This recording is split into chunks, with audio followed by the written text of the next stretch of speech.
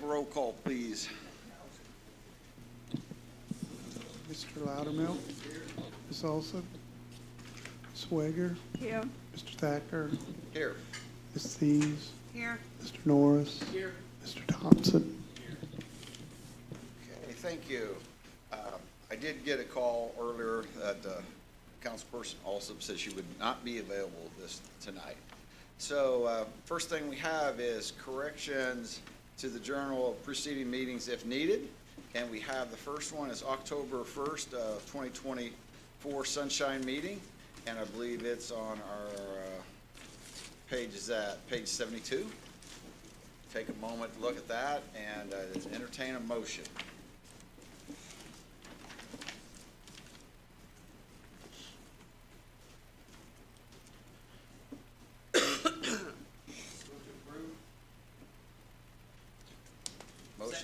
Motion approved, motion approved by Councilperson Loudermilk, seconded by Councilperson Norris. Any questions? Hearing none, all those in favor say aye. Aye. All those opposed? Motion carries. The next one is the October 8th, 2024 minute meetings on page 78. Same with that. Once you review that, if there are any changes, please let me know. If not, I'd entertain a motion.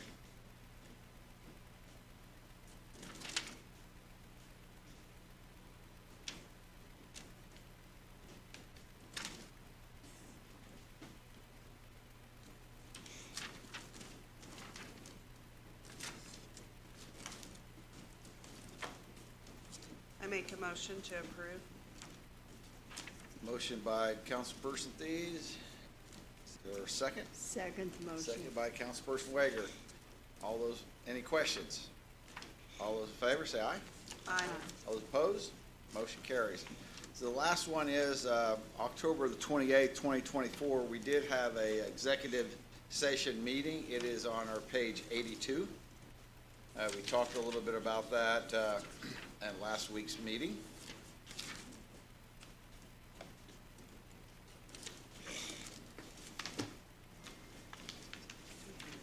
It's on page 82. Is that Motion to approve. motion? Is there a second?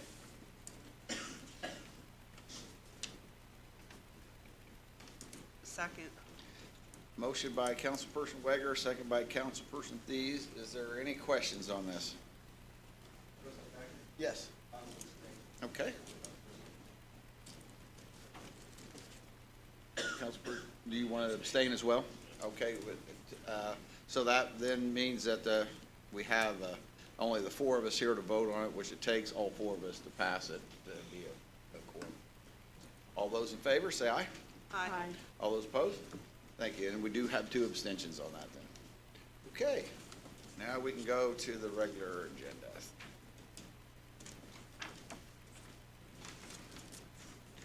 Okay, communications from elected officials, other officials, or agencies of the county. Anybody here to speak on that subject? Okay. Then if nobody wishes to speak, we do have a endorsement letter here from Mainstream Fiber Network. We had this earlier, and then there was some questions about the commissioners had about possibly asking if a different vendor wanted to have an endorsement letter from, and we didn't hear anything back from the commissioner, so no follow-up on that. I think it was Commissioner Schweitzer said that, but then I never did hear any follow-up for him. So if not, we do have that on page 6 of our agenda. If you guys are in favor for that, we could pass this endorsement. And what that'd be is they can, once they get this endorsement, then they can apply for a grant that's under the BEAD, and then it would pay for all of the 145 miles of fiber upgrade in the community for serving 7,392 passings. And what's the council wish to do with this letter? If I could ask Commissioner Klinkenbeard a question. I had a citizen ask me about this. Is this just to go through the county? Like, I know some providers will just get permission to cable through a county but not necessarily provide service. Will they potentially be providing This, the service? way I understand it, this would be to provide service. And this is just a letter of support, which is all that we gave them also. Yeah. That way they were able to apply for funding. It wouldn't cost the county anything for them to Okay. do this. Okay, yeah, I just thought that was an interesting question someone had brought up. It's my understanding they provide service. Service too. which And is what they good. said is, in the presentation I saw at the commissioners meeting, is that these were the areas that hadn't been served with the other grants that we had. So it was going to be, I didn't see a downside to us giving them an No, endorsement. to no, do it's this. mostly, I believe it was in the southern half and probably more southwest Yes. areas that were not served. And I saw somewhere on there where it also had what they thought the rates would be, but I don't see it in this endorsement letter. But wasn't it a lesser amount than currently what some of the I'm five sorry, I are? don't Actually, it is in recall. here. Oh, it is in there? 39 for qualified individuals. Oh, 49. I'm sorry, yeah. The residential starting at 35 and qualified individuals for 49 for general pricing, so it's not a bad. We all know how those things go. Oh, yeah, Yeah. absolutely. Introductory offer? Yes, thank you. Yeah. Yeah. Okay, so I would entertain a motion if the council so wishes. So moved. Is there a second? I'll second it. So, Councilperson Weger makes a motion to support the letter of support for mainstream media, second by Councilperson Thies. Any questions? I just have a comment. Yeah. I guess my only concern with this letter of endorsement, it's a pretty strong letter of endorsement, and generally when we do these things, or prior to these things, we have some type of presentation by those endorsement. The only information I've seen on this company in general is its endorsement itself. That's Yeah, my concern. yeah, and I think that's a fair question. I was familiar with it because I just attended the presentation they did at the commissioners. So I think this is just in conjunction with the commissioners, as they stated, they gave a letter of endorsement. It probably carries more weight than ours anyhow at this level, but, yeah, and I guess we could have asked them to come and make a presentation. I didn't think it'd do it. When we first did this letter of endorsement, it got postponed, as I said earlier, because they were going to ask the other provider if they were interested in it, but evidently they were not. So it's a fair question, though. If, any other questions? If not, then we'll go ahead and vote on this, and if it passes, fine. If it doesn't, then we can address that as well. All those in favor signify letter of support for Mainstream Fiber Network. Say aye. Aye. All those opposed? Okay, let's do a roll call. Mr. Loudermilk. Ms. Weger. Aye. Mr. Thompson. Mr. Norris. Ms. Thies. Aye. Mr. Thacker. Aye. So it is only three, so it fails to pass. The 3-3 is a fail, That's right. because it has to have a majority of four, so it won't be a letter of endorsement. All right, thank you. Okay, next one is report from committees. Any committee need to report this time? Nothing on the budget committee to report? Nothing else? Okay, number 6, resolution and ordinances other than appropriation. So the first one we have is Resolution 2024-20, Vigo County Council. And that one is on 2024. It is on page 8. Page 8? Yeah. And so this one has to do with the resolution related to the judicial mandate. Yes. Would you want to Yes, thank you, Mr. preface President. that? Members of the council. So you have some additional documents outside of the resolution before you. You should have a couple of spreadsheets. One at the top left corner should be labeled salary for courts. This is the spreadsheet mandated by the Superior Court judges of Vigo County. It was included in their mandate as an exhibit, and it contains the proposed salaries and a breakdown of those, and the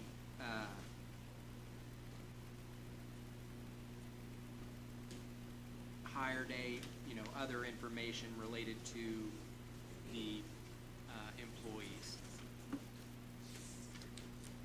In addition, the mandate directs the council to make these payments retroactive to January 1st, 2024. So the difference in their 2024 salary ordinance pay under the, what was adopted by the county in 2023, the difference between that and this number back to January of 2024. The second document is a spreadsheet containing much of the same information, but the salary and longevity that's included in this spreadsheet is what was included for all other county employees as far as the percent increase and the re-implementation of longevity pay. So in the second spreadsheet, there's also some payroll tax information that's a bit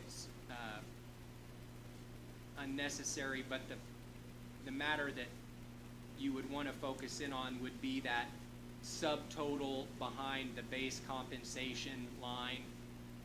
That includes both base compensation and longevity. Great.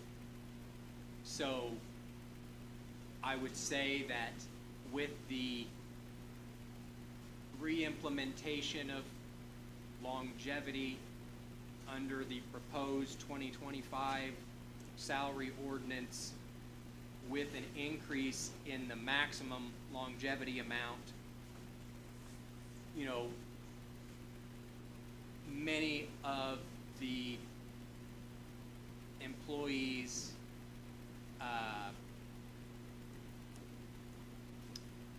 in the courts who have been there for a long time would be seeing significant increases over their base compensation for 2024 simply because longevity coming back in. So a lot of the experienced court reporter, the people that have been there a long time will obviously, they would be eligible for the maximum longevity benefit. So the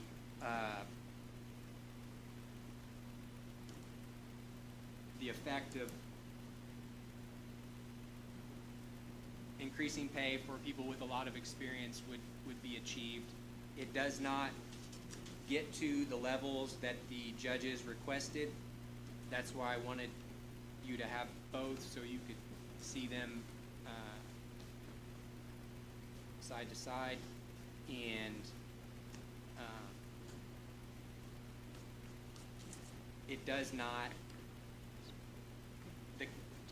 the salary ordinance as it is currently constituted for 2025, there are employees that have not been there a long time, that have maybe accumulated a lot of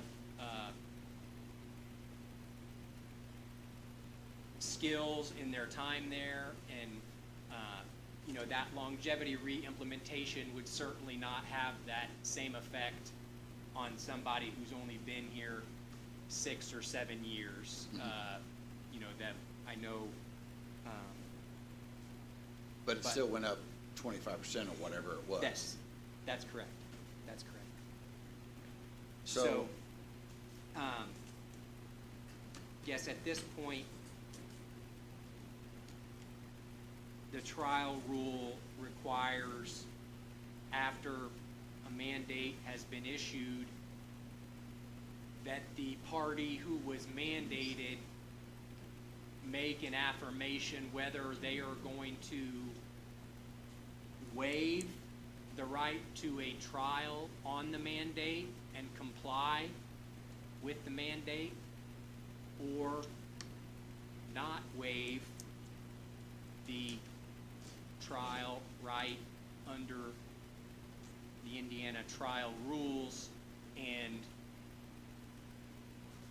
inform the Superior Court judges of that fact and the Supreme Court. I laid out,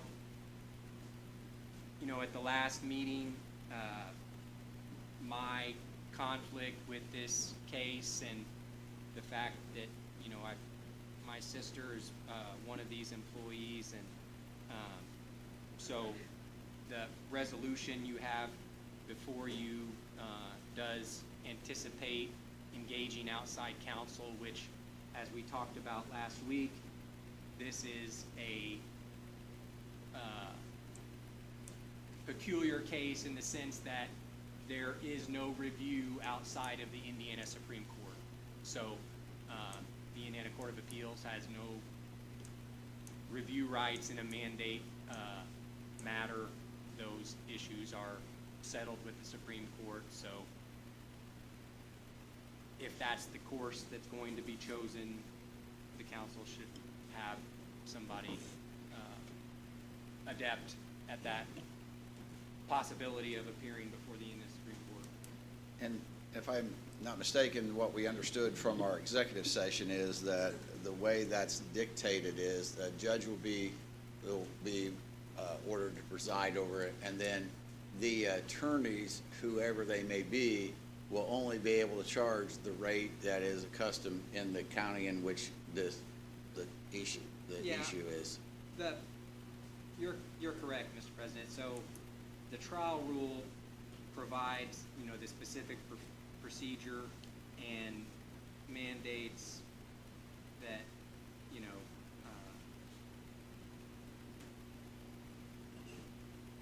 attorney's fees be paid at a rate no greater than the reasonable and customary hourly rate for an attorney in this county. So it has that language in there. Obviously, that's at the very conclusion of the matter when that is getting handled. The points I would want to make are just that, the trial rule anticipates that mediation is a possibility at the request of the Supreme Court or the special judge. There's, a good reason to be discussing, because I think the fact of the matter is every dollar that's spent is money from the Yes. county coffers. So. Yes. Any questions for Mr. Wright? I have a question. The judge that would be selected to hear the case, is there a bank of attorneys from which that would be selected? There is, in the sense that, it would have to be a licensed attorney in Indiana. The trial rule provides that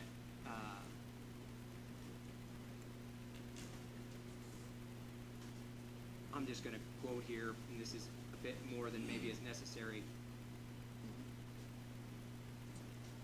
The matter shall be set for trial on the merits of such order to show cause unless the legislative body, the chief executive officer of the affected office, files a waiver in writing of such a trial and agrees to make such appropriation or payment. The trial shall be without a jury before a special judge of the court that made the order. There shall be no change of venue from the county or from the special judge appointed by the Supreme Court. The court shall promptly notify the Supreme Court of the entry of such an order. So the Supreme Court appoints the judge. Neither side can change that. Neither side can request a change of venue. So it's peculiar in that sense, in that it's not most cases go from the trial court to the Court of Appeals to the Supreme Court. It's very uncommon to bypass that or to be asking the Supreme Court to appoint a different trial judge. And then doesn't it require that the judge be an attorney from outside the area that Yes. doesn't ordinarily practice here? Yeah, I mean, they're, you know. Like a they- change of They venue. understand the nature of the, you know, what you're discussing, and so they're trying to be mindful of that and consider, you know, how it, so they're just trying to be as equitable and fair to both sides as they can make the rule. I believe that's their intent, at least. And, yeah, so they're just, you know, judges sitting in judgment of other, so it's Yeah. just a, you know, an atypical case, Yeah. right? So the rules are a little different for it. I just want to clarify too, on this handout you gave us with the two sheets, not the bigger spreadsheet, you have a cost total at the bottom of that. Is that the cost total difference from what we offered with all employees, or is that just a cost difference from than what it was in 2023?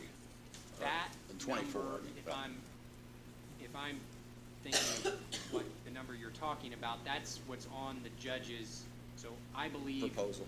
Yes, I believe that is the difference that they see between the 2024 You're right.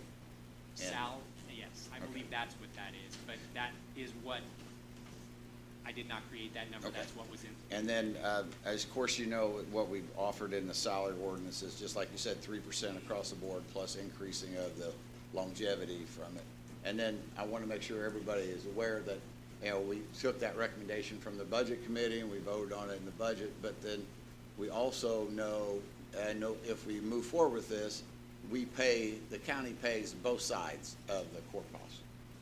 And it doesn't matter if who prevails, the county is at paying both sides, correct? Yeah. Okay. Yeah. I just want to make sure everybody understood that. So what you have presented in front of us is, as a result of our executive session, is a resolution related to this mandate, and it says in here that that hereby declare it does not consent. So if you vote for this resolution, you're voting not to consent. Is that correct? That's correct.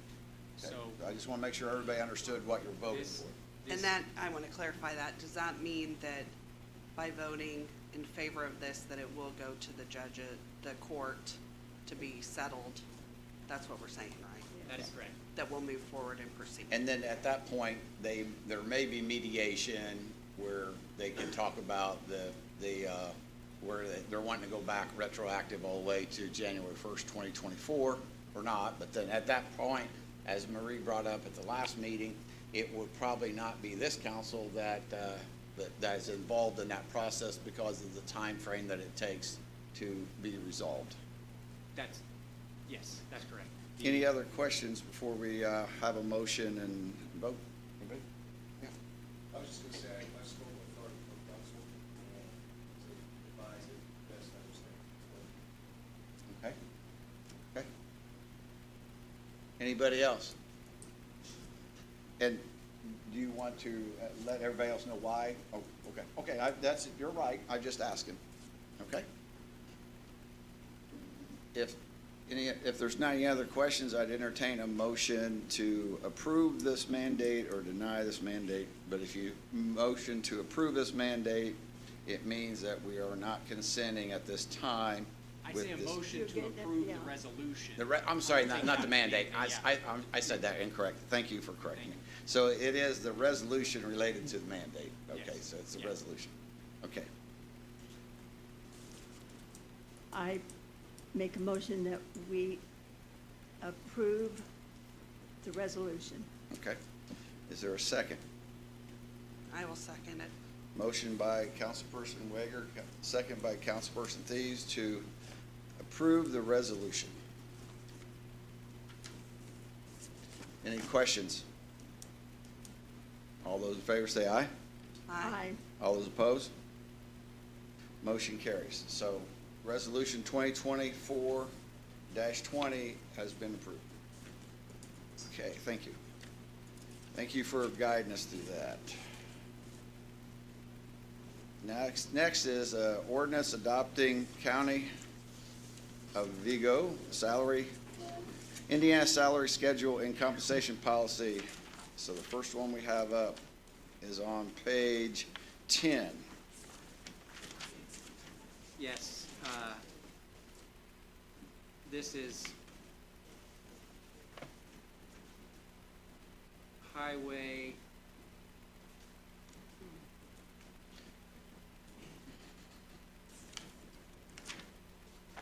Highway, County Health Fund, County Parks and Recreation Funds, That's right. and also is with the Convention and exception, visitors. Convention Bureau and Community Correction Funds. Yep. Okay, so these are now, do you want to speak anything? Is there any change, substantial change from the 2024? The only changes salary to ordinance. the salary ordinances are numerical in the sense that. Not substance. Yeah, the new numbers as approved by the budget committee have been inserted in there. There's been, when we get down to health department things, there's some other parts of that we would discuss, but as Okay. far as this ordinance, no, I would say the only modifications have been numerical. Okay, any questions from legal counsel? If not, I'd entertain. Hold on, he's got one. Oh, sorry, yeah. Yeah, so just for clarity, say that means monetary, Yes. not staff. Not I apologize, Yeah. Aaron, yes, you're right. That the salary numbers, the per hour wages have been increased to reflect the new base compensation amount. And all changes are highlighted in this Yes. that you presented to us as well. Yes. Okay. Any other questions? Okay, not, I'd entertain a motion. Okay, motion by Councilperson Loudermilk, I will second it. second by Councilperson Thies. Any questions on the motion? All those in favor say aye. Aye. All those opposed? Motion carries. Okay, the next one is on page 20, is the ordinance adopting County of Vigo salary, Indiana salary schedule and compensation of merit officers. Yes. Again, I would say the same thing. The changes you can see in the highlights are numerical. There's been no modification to the other language in the ordinance. And obviously the year's been changed.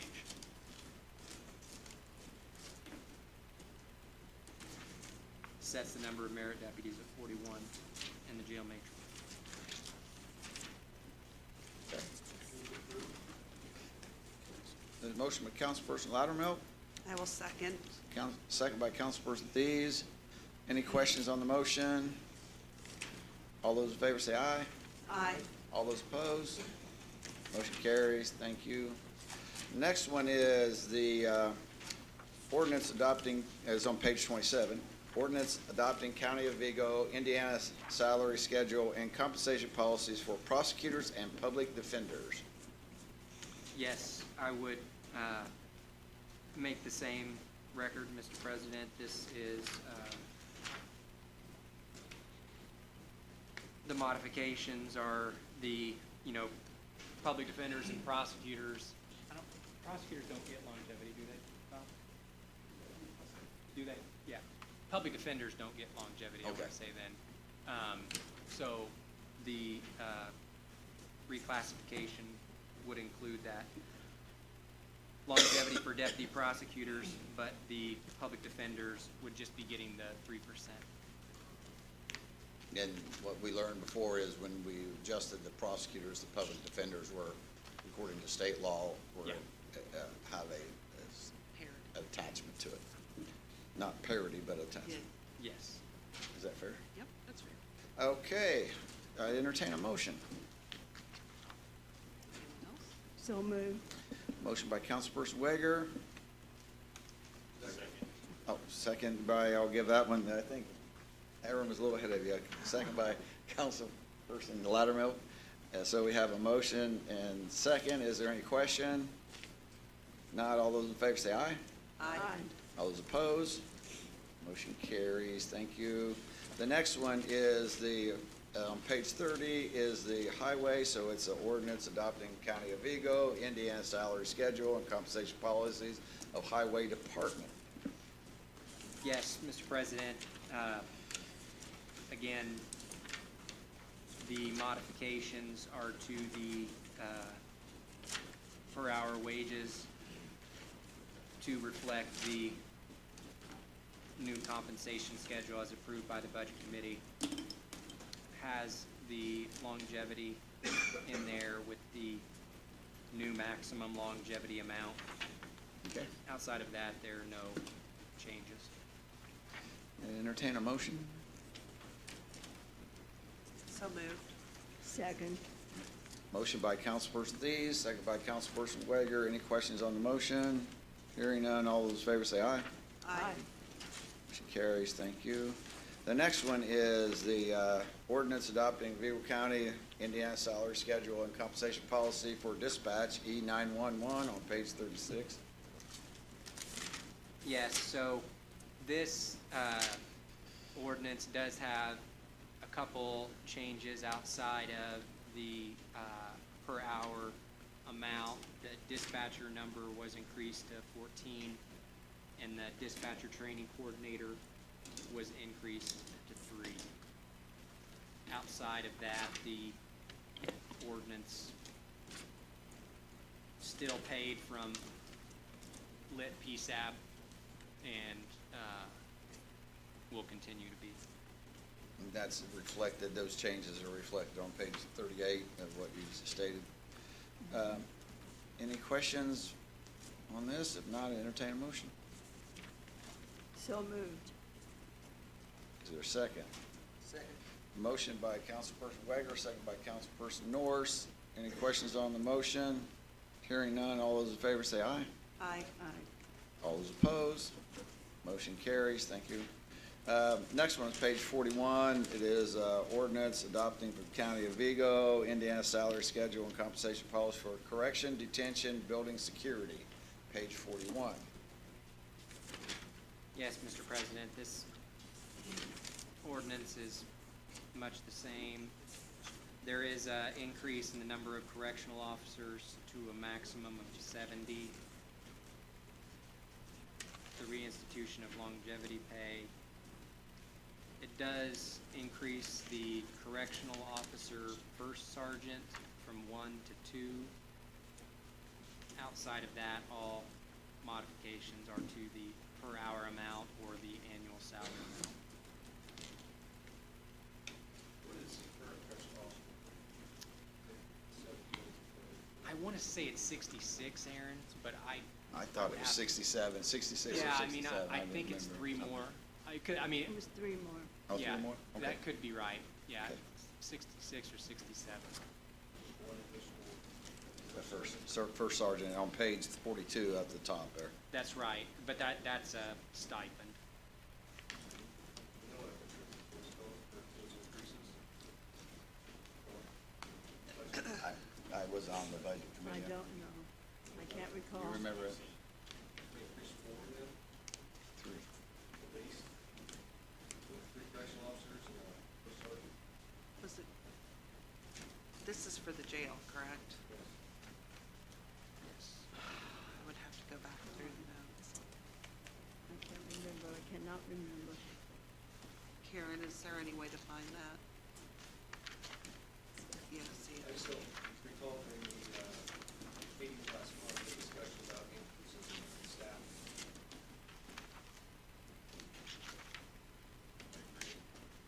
she's checking with Cheryl. I know we discussed, with the officers, deputies out, but I don't remember that with the jail, so I wanna just verify that more so before. This is a total of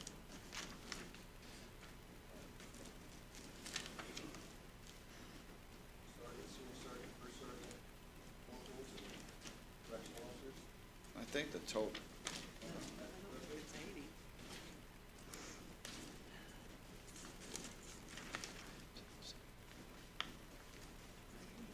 that's what the math looks like. Yeah, no, I'd say that's right.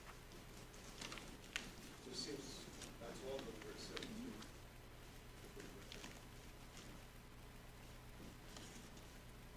We're checking on that. Cause I don't remember adding any additional.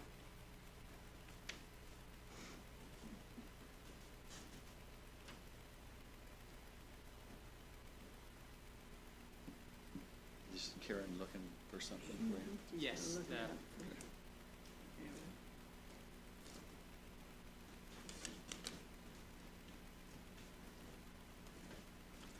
You guys wish to, while she's looking at that, address go one to of the the other next ones? one? Is that, We could do is that. that satisfactory? Go over and do the Parks Department.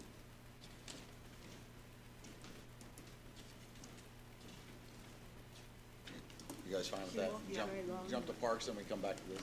I'm okay That with way that. we We can't, move for, Mike. while she's looking for. Just a real quick question, if those numbers were not approved by the budget committee, do we amend that and then They were approve it? approved by the budget committee, I remember that. I don't know, I think that's what we, if it's not approved by the budget, if it's approved by the budget committee, then it's already been approved, and we're just setting the salary for it. That's what she's looking for.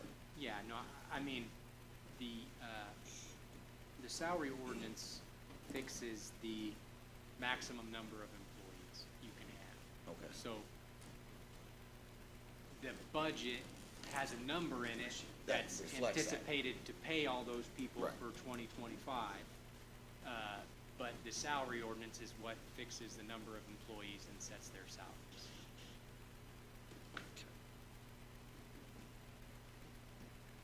And now I've lost my read too.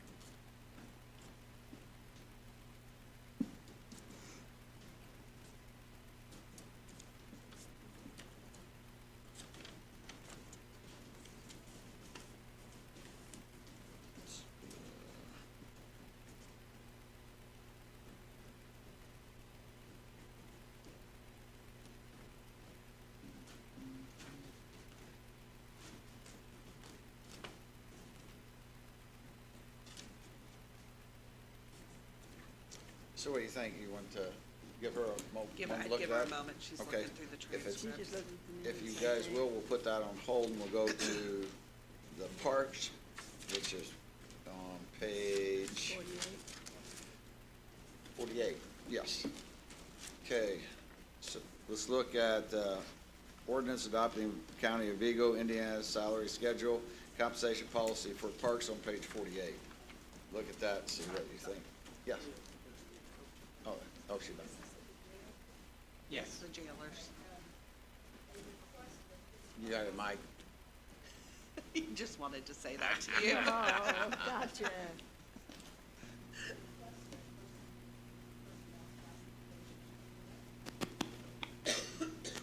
Yeah, it's on.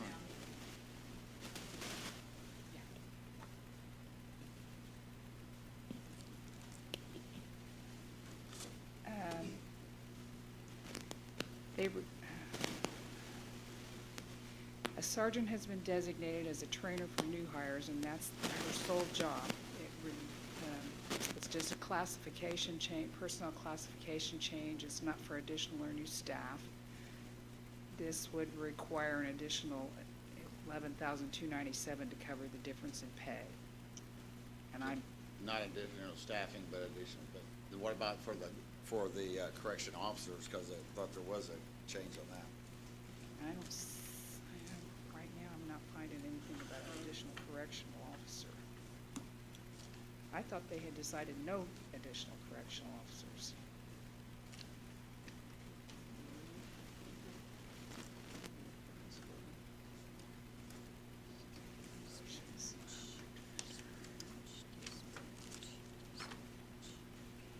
Well,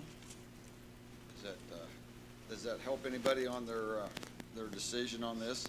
The motion could be made, that it to be at the, oh, Can't figure it out, table it.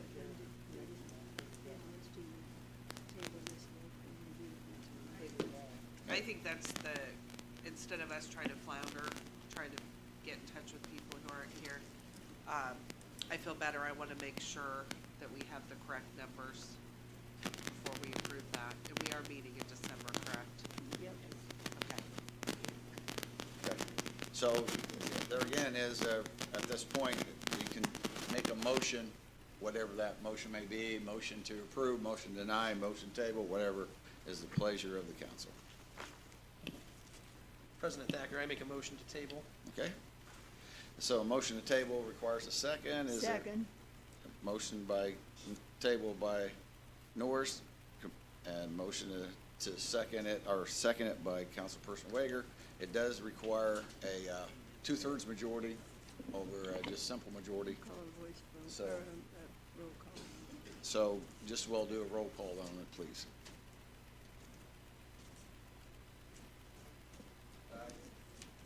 Ms. Wager, Aye. Mr. Thacker, Aye. Aye. Okay. Okay, then we'll table that. It'll be addressed at the December. December meeting. Okay. Now, if you will, we'll go to page 48 on parks. Thank you for your patience. So, parks is, as I read it a little bit ago, I'll read it again, ordinance adopting County of Vigo, Indiana salary schedule and compensation for the Parks Department, page 48. Go ahead.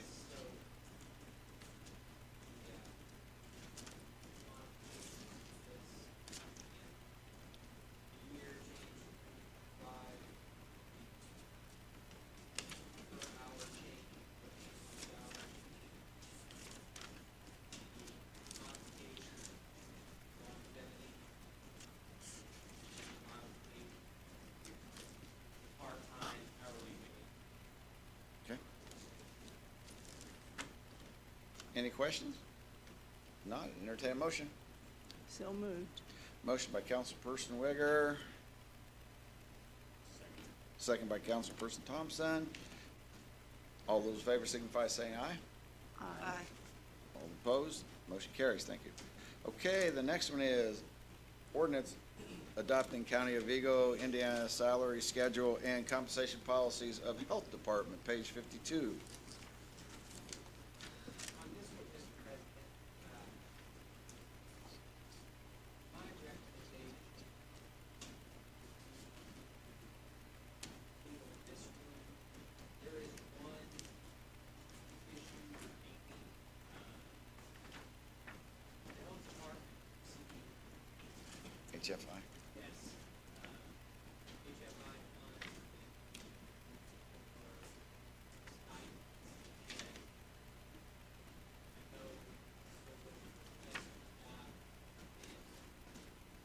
Parks Department is fully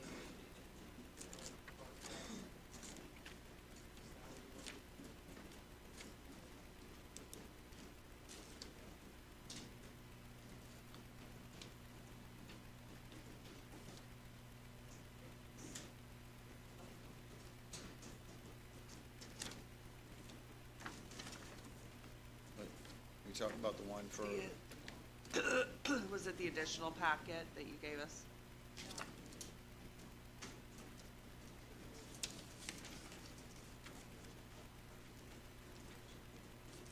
yeah, The loose, yeah, that's what it is, the loose one. yeah, it's right there.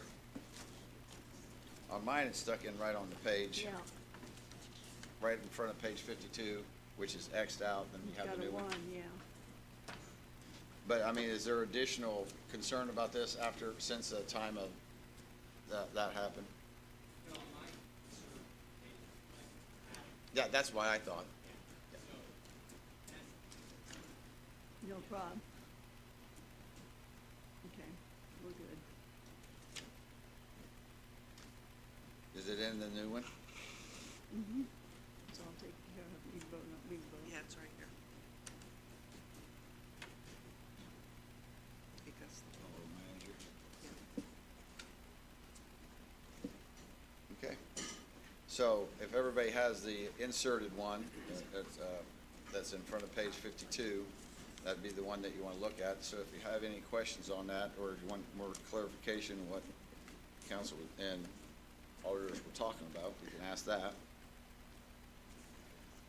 Any questions? I have, Yeah.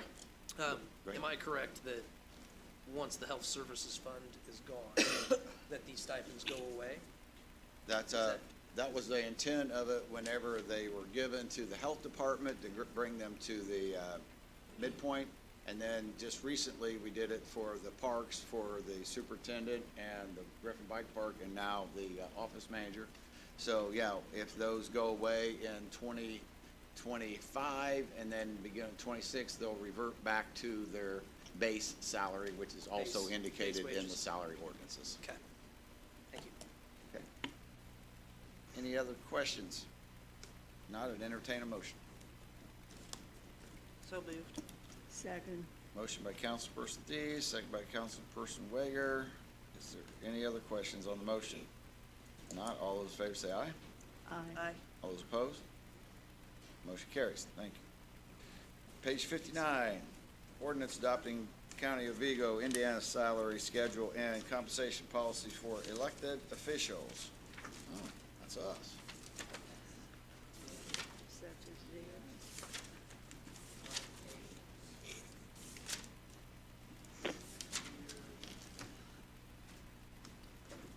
There is a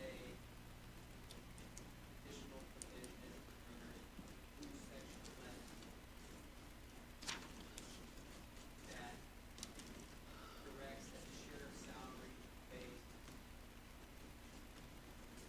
state and midpoint cost, which has been the case for some time. So you just update an ordinance to match what is already currently happening. Okay? Any questions on our own elected officials' compensation? And there is no conflict of interest voting on our own compensation because we, as a fiscal body, are required to do so. I do have one question, Mr. Wright. As the incoming coroner, should I abstain from this vote?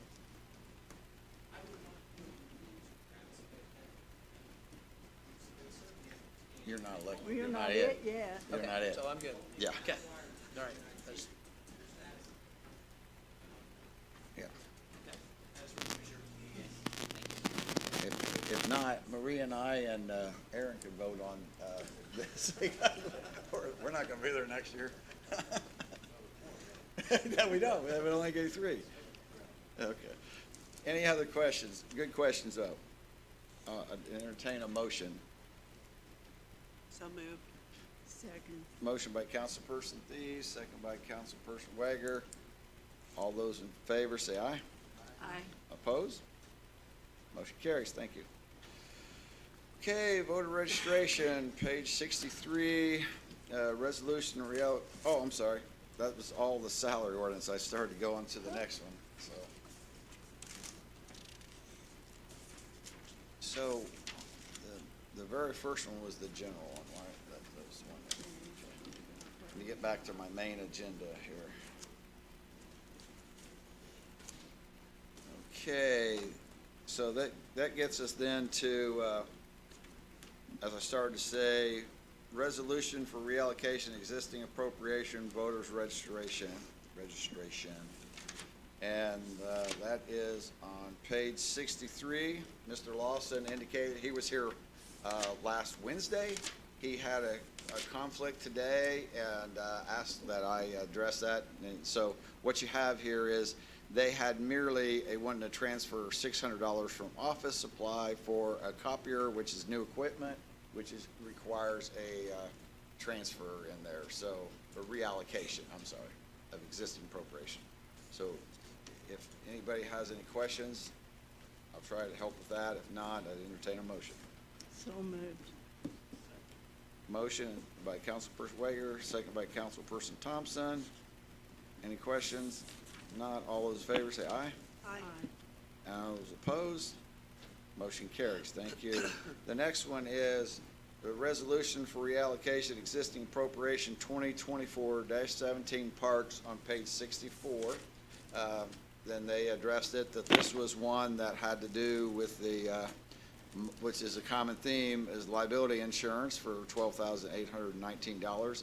And they had extra money in their gasoline, so they were going to transfer that. And if anybody has any questions, Adam's here. If not, I'd entertain a motion. So moved.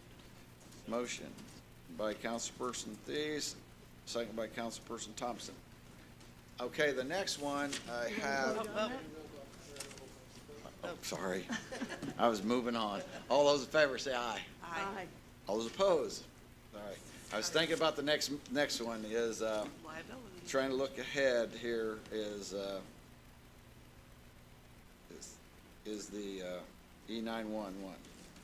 So we have here, it is allocation, resolution reallocation existing appropriation 2024-18 E911. It is on page 65. Equipment and insurance. And we have Mr. Dehart here if anybody has any question. Same thing, it's for liability insurance. They switched it from new equipment for $4,498. Any questions on that? Not, I'd entertain a motion. So moved. Motion by Councilperson Wager, second by Councilperson Norris. All those in favor? Aye. All those opposed? Motion carries. Okay, the next one is group homes, but I have an email here that I received this afternoon. And it says, due to circumstances surrounding our program, I respectfully withdraw my request for out-of-series transfer presented at the Sunshine meeting on Wednesday, November the 6th, 2024. So that one will be withdrawn. Okay, the next one is reallocation, resolution reallocation existing appropriation 2024-21 IT on page 67. Page 67 is, this is I believe Scott's here, and if you have any questions, but this was, they were moving $30,000 from equipment new to telecommunication and contractual services. I believe this had to do with IT work at the new multi-purpose building there by the jail. Any questions? Scott's available if you have any. Not, Nope. entertain a motion. So moved. I'll give Second. this one by Councilperson Thompson. Motion, second by Councilperson Wager. And any questions on the motion? Hearing none, all those in favor, say aye. Aye. Those opposed? Okay. The next one is additional appropriation 2024-77 Riley Fire Protection District Special Fire Debt. Mr. Tenchner was here, talked to us about this last week. It's on page 68. If you have any questions, he's available for it. If not, I'd entertain a motion. Second. Motion by Councilperson Loudermilk, second by Councilperson Wager. Any question on the motion? Not, all those in favor say aye. Aye. Aye. Opposed? Motion carries. Commissioners. Commissioner Blinkenbeard's here, and this has got to do with liability insurance in general for the commissioners. No additional, it's additional appropriation because there's not any money to transfer from, what I understood. If you have any questions for him, he's here. If not, I'd entertain a motion. Motion by Councilperson Loudermilk, second by Councilperson Thompson. All those in favor? Aye. Those opposed? Okay. The next one is, was additional appropriation 2024-79, but I believe it has been withdrawn at this time. But Well, I think talk to Michael. I'll let him explain. Oh,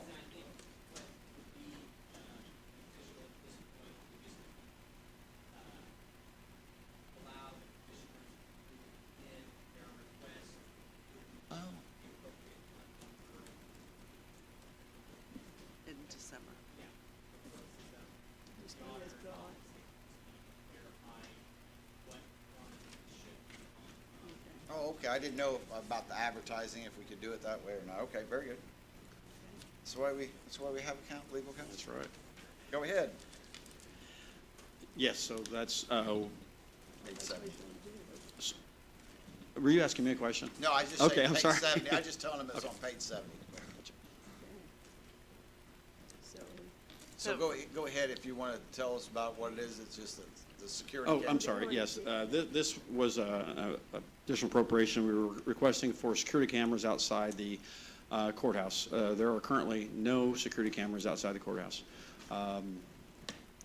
And we believe that we need security cameras outside the courthouse. So instead of, and we were going to request it out of ARPA, but in talking to Michael and you and Vicki and Travis earlier, we thought maybe it'd be best to take it out of PSAP, but we need to make sure that that's okay with the auditors. But Yeah. and then Michael said we could amend this request. So your request is amendment to have this out of PSAP. well, we're gonna wait. At this point, we're just tabling it. Okay, very good. That way it'll come up.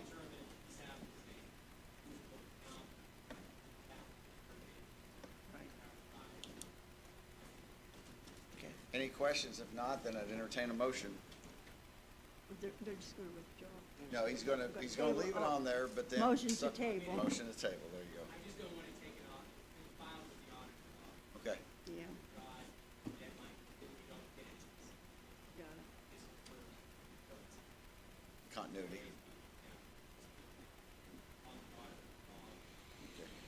So it's gonna be a motion to table by Councilperson Wager. Is there a Second. second? Did you second? I second. Councilperson Thies, second. Any questions on the motion? And just to clarify, I actually had people contact me about this. This is not, we're not voting, we're just moving it to December, because I think it's a very important thing to do.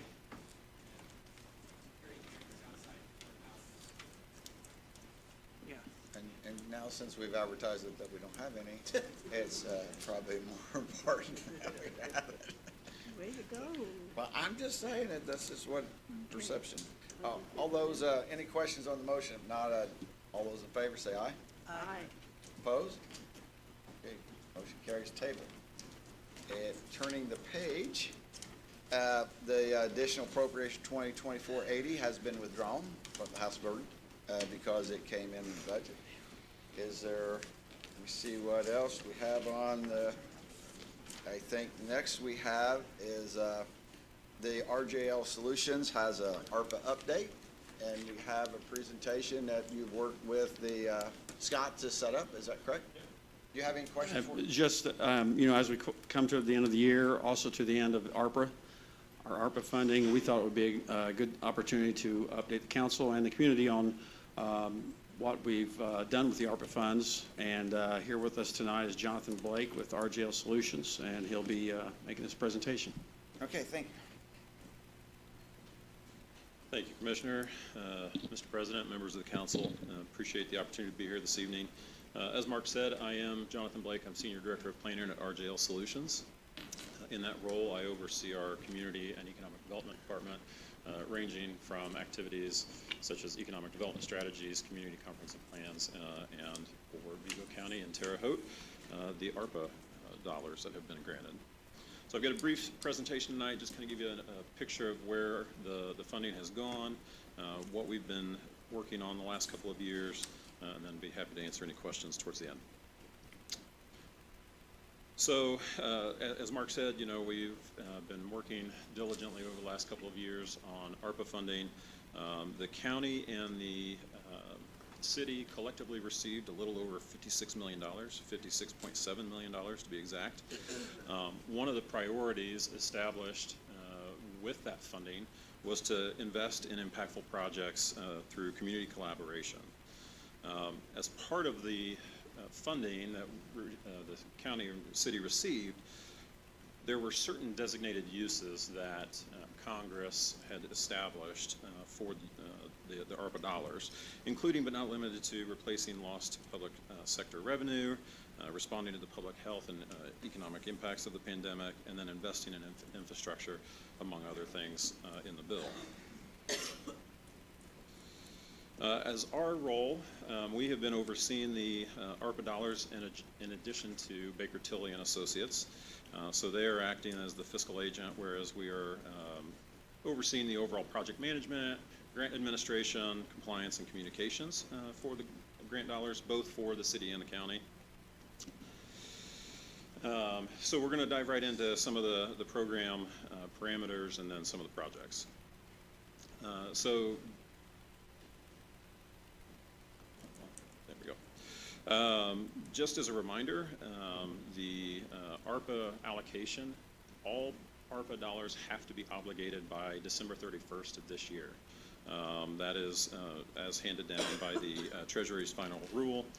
And then in addition, they have to be fully expended by the end of 2026. So 2 years from now, all ARPA dollars have to be completely spent down. If they are not spent down, they have to go back to the federal government. We obviously don't want that to happen. We want to keep those dollars here in the community.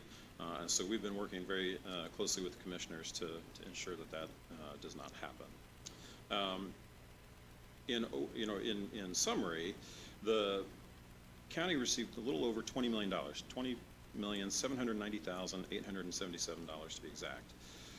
That was broken up into two different buckets. So there's the revenue recovery funds, which was a total of $10 million. And that was really geared towards provision of government services, making sure that government was able to operate during the pandemic and in the wake of the pandemic. And then there was non-revenue recovery funds as well, which was a little over $10 million as well. Under the revenue recovery funds, a little over $9.6 million has been allocated already. Not spent, but allocated, which leaves about $350,500 remaining to be allocated by the end of the year. For the non-revenue recovery funds, this could be for anything from public health, negative impacts, or addressing negative impacts of the pandemic, infrastructure investments, benefits and wages for employees, et cetera. A little over $11 million, $11,068,104 to be exact, has been allocated. Now, you're going to see that there's a negative balance of $277,227 on the non-revenue recovery funds. However, the balance can be, and what we're working with Baker Tilly on, and we need to work with commissioners as well, we can reallocate some of those funds that are available under the revenue recovery funds down to cover the losses or the overspent amount in non-recovery funds. So in the end, right now, there's a little over $73,000 left for allocation by the county. To date, we've distributed about 21% of the funding in the amount of $4,526,276.52. So where have the funds been going? Quite a few different projects. So I'm going to walk through some of the slides here. If you have questions at any time, please, don't hesitate to speak up. First was administrative costs. So this was a specific fund or a specific allocation that was set aside for both Baker Tilly's fees as well as RJL Solutions fees, with whom I represent. And that includes grant administration, compliance, reporting, all of those things that have to happen to ensure that, to ensure to the federal government that we're following the minimum requirements established by law. In addition, we have broken the allocations down by various. Can we get a question? Kind of got a question in that administrative cost of that 500,000. Do you know what part of that RJL received? I believe our portion was somewhere around $340,000. That's the number I thought as well. Okay. And is that number just county, or is that city and This county? is just county. Just Yep, county. yep, And just Okay. county. that 340, that was just, that we compensated, but you also represent the other side, the recipients, and so you had revenue generated from No. that side as well? No, we only represent the county and So the when city. you guys presented, you said that you represented both sides, that most of the, you said on most of the committees and most of the, that you had people on your clients, they were your clients that were also on the recipient side. Most of the people that have received dollars have not been our clients. Now, groups like Thrive West Central receive funding. St. Mary of the Woods. St. Mary of the Woods, Indiana State. Rose-Hulman. Yeah, but they receive funding. However, many other entities also receive funding. But we do not, with ARPA, we solely represent the county and the city. So they are responsible for making the asks, and then we administer the funds on behalf of the county based on both the pleasure of the county commissioners as well as the county council. Okay. Does that answer? Yes. Okay. Yes. So from a civic and community services side, you'll see several of the areas that have been invested in, but just to highlight a few, $750,000 went to the Greater Terre Haute Chamber of Commerce to support the West Central Business Hub. Another $250,000 went to the Terre Haute Humane Society to ensure that the pet needs of Terre Haute and Vigo County were not negatively impacted by revenue losses. Another $100,000 went to the Terre Haute Boys and Girls Club to offset revenue losses as a result of the pandemic. From the cultural and recreational services side, you'll see that over $1 million was dedicated to trails and connectivity and parks within Vigo County, just on the county side. This doesn't include any city dollars that went to parks as well. But of that, $1 million went to construct the Riley Spur Trail, which is a multi-use walking path in South Vigo County. And that investment included not only the paving, but also the lighting, the benches, landscaping, all the accessory elements that went into that project. From a cultural perspective, $225,000 was granted to the Swope Art Museum. That was to help them build up a capital campaign to help preserve and protect their investment in their art collection, as well as increase accessibility to the art museum itself. One of the big pieces there that they're still working through is replacing or upgrading their elevator. It is not up to current standards, and so they are working through protocols and processes to get that up to today's standards. So the graph there that you see kind of gives you the breakdown of the allocation by class. So you can see the top three expenditures, or the top three categories, were education and youth services, infrastructure and roads, and housing. Before you go on, you have the hub up there, and you didn't really go into any detail. That 750,000. I understood it was to help get the building to ADA compliance, the hub of the back entrance. Is that what you understood? Yep. So it was renovations of the building, ADA access, just general improvements to the property as well. So does wicker chairs and pillows from Wayfair and Home Goods, rugs, does that all cover under building admin? Well, that was all included as part of their project proposal, so. It was not submitted to us that way. So I think that we need to scrutinize that a little bit and look at the expenditures of that, because I don't believe that it meets the guidelines of ARPA, what I've seen of it. Well, so ARPA, it set out specific requirements for capital projects and non-capital projects. Capital projects have a very wide array of options. With that project being a capital project, there are options, or not options, but there are. And you know that these when they present this, it's all recorded. You Absolutely. realize that, so. Absolutely. Okay, well, that's gonna be my question before I leave here is, Sure. where are we with that expenditure of that? Because some of those receipts I see, I think, it looks like Fleece in America is what it looks like if you look at it. So, I mean, and maybe the next council can address it too, but that's one of them I think that it's not been used in proper manner myself. That's just my opinion. So, And I see it on the circle, but it doesn't have a separate category, maybe it's on the next page, but the housing, is that on the next? Yep, that's Okay, actually coming up. Sorry. No, you're fine. Because that's the one I wanted to look at. There it is. Yep, so continuing on, education and youth services, a little over $3 million, or exactly $3 million, was granted to Indiana State University to renovate an existing building on campus to serve as additional space for their Early Childhood Education Center. And an additional $1 million was granted to Casey, Chances and Services for Youth, as financial support to offset their revenue losses during the pandemic. And then you'll see $750,000 also went to Happiness Bag to help offset their revenue losses as well as support their capital project. As was alluded to, housing was another big investment.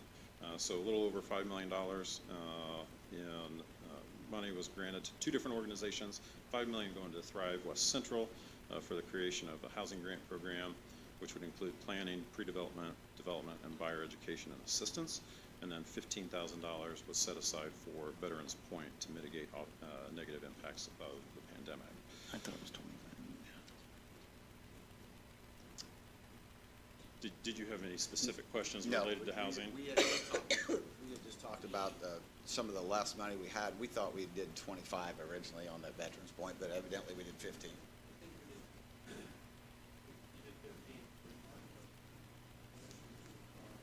Oh, community benefit. Oh, okay, that's.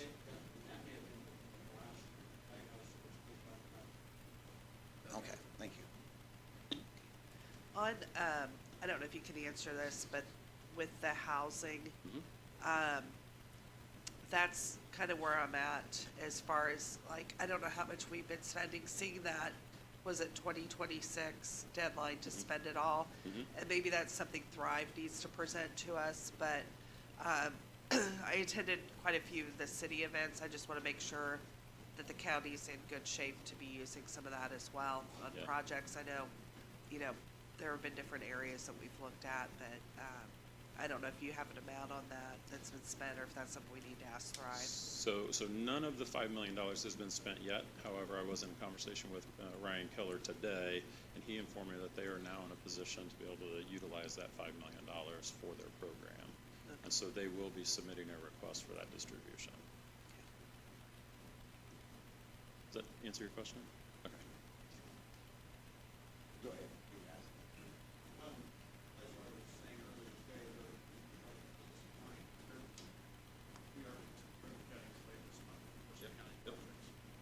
And we have been looking for kind of this side, as we said, it's not nearly as easy as it is in the city. You have lots of empty lots that you can build houses. So it is taking a little more time, but they assured me that,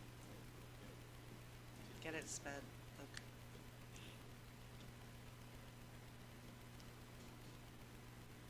And then the last section there is infrastructure and roads.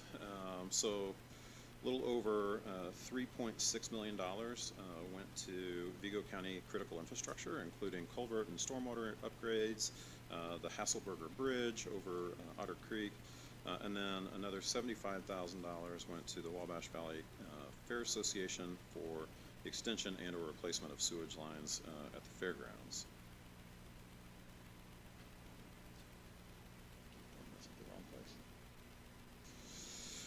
And then the last two primary focus areas included public health and safety and other county projects. So on the public health and safety side, $512,000 was distributed across several different organizations. $400,000 went to the Vigo County Juvenile Justice Center, and then $112,500 was distributed across 10 different fire departments across the county to help support the purchase, updating, or replacement of equipment, including turnout gear, radios, other equipment that they need for firefighting and medical services. And then the last category that you see there, just other county projects. You'll see that $949,000 went towards employee health and health insurance and benefits, various departments in the county. $768,000 was used to construct a prefabricated structure for the maintenance department. $241,000 was allocated for county vehicles, and then another $188,000 for building repair and renovations, which included the courthouse dome and roof structure on that facility. And so then this graph that you see here is a little bit different than the last one that was up. This is allocation by expense category. So the federal government had very specific expense categories that money could be allocated to, and those are distributed there, with the largest one being 6.1, which is the provision of government services. With that, I would be happy to entertain any questions that the council may have. If you could go back to that very first one where you said you had $350,500 left, but then you had a negative of $277,000. I just, Second slide. yeah, I think, Travis, you had a question on that, or concerned about it as well, because we were just had a steering committee today, Mark, and do you know what he's talking about with this negative? Because he's Mark, saying we have 73,000 left, but we, I can respond to it if you want. yeah. So as of today, after reconciling all the records, we have overcommitted on the non-revenue recovery. But there is the $350,000. First of all, remember that this is all in one account. Sure. So there's the revenue recovery and non-revenue recovery.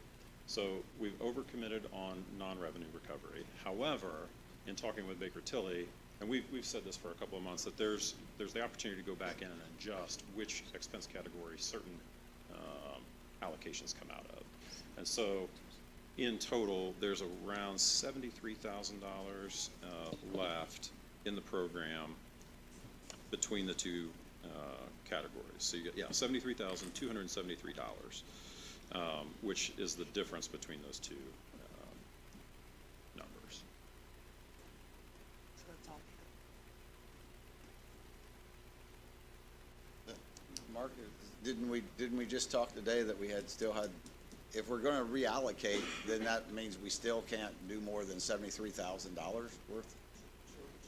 $73,000 in addition to $350,500. Yes, It's the difference between the 277 and the 350. that's all we have left, is what he's saying. So in the steering committee, we talked like we had 350 left, but I didn't realize that we had overcommitted on another category that leaves us only with $73,277.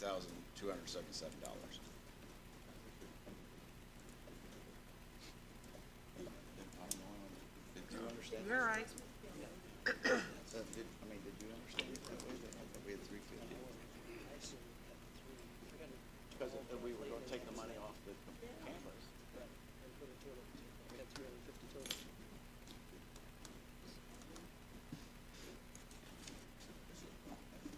How you overcommit? Well, if we're-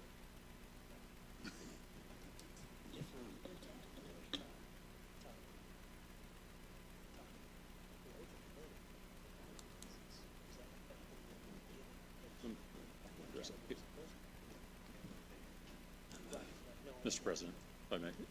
So, one of the things that I had talked to Baker Tilly about today was that we are managing the allocation of dollars, and they are ensuring the compliance of those dollars with HARPA. And the money that is the $350,000 and the $277, there is money available to be used. Baker Tilly is acknowledged today that they need to understand or confirm that there are no changes from what the county has previously authorized and the records that they have. But based on where we're at right now, we understand that there's about $73,000 left.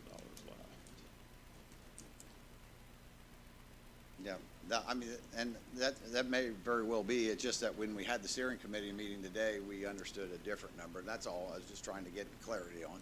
And so if that is what it is, then we have to address, yeah. Yeah, because what we're trying to do is get the last request in December so we would have the last of it allocated. Absolutely. And we don't want to over allocate. But we did have a question that came up, and I just want to make sure that in front of everybody understands that So if we have hypothetically something that we've allocated before by 2024, and then the money doesn't get spent in 2025, be it one of the big ones, ISU or Rose Holman or the housing, and they don't do it, and that money comes back to us, can we reallocate that again as long as it gets spent by 2026? I would need to double check that. Yeah, okay, because My- that my was a understand- question we had as well, because sometimes a project may be, just like the Hasselberg Bridge, it came in a little over, but we were under on the culvert, so we were able to move those on similar categories, you know, so that's where. That's my understanding, but I would, before saying that, I would want to Yeah, confirm and that's that. why we just want to make sure, because we don't want to have to, we want to use it properly and, but not send it back if we don't have to. Absolutely, absolutely. I think it's important to note that if it's gonna be advertised or anything, it has to be done by this coming Friday. Yes. So we need that answer sooner than later. Yep, Yeah, because absolutely. we're going to try to have another meeting on it and then make a recommendation from the steering committee too. Yep, absolutely. Any questions?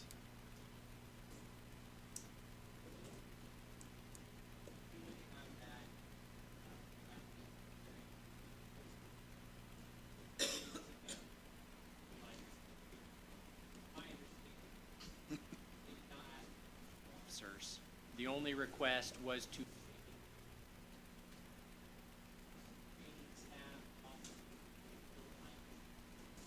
That was that made that from 1 to 2. But the number of that 70 was still 70.